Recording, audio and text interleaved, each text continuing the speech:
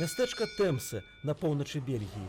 Жыццё мясцовага жыхара Жерара Веркаўтарена крута памянялася, калі ён пайшоў на пенсію. Перамога ў абвешчаным мэрыяй конкурсе зрабіла яго афіцыйным гарадскім званочнікам.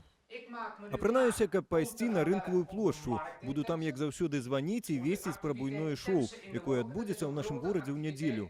Ад сябяцінай, як і ў часы сярэднявечча, званочнік не займаецца. Тэкстаў сам не піша. Ты больше навіны ў яго заўсёды сур'ёзныя.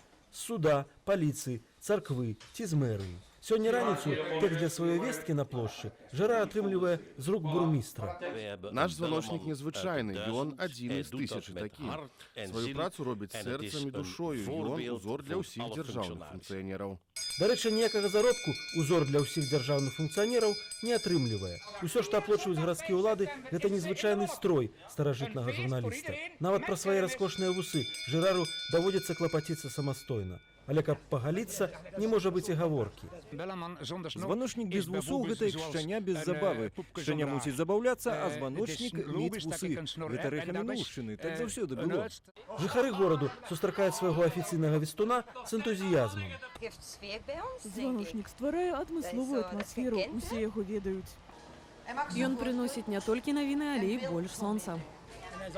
Заўсёды робіць шмат шуму на вуліцы, але і мае шмат цікавага распавесці.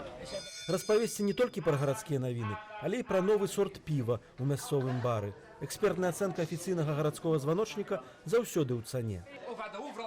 Скажу шчыра, ніколі з дрэнным півам не сутыкаўся, але рабіць рэгулярныя дэгустацыі – гэта мой абавязак.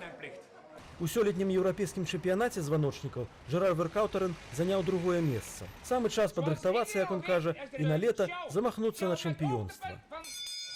Алесь Сіліч, аб'ектыў, Бельгія.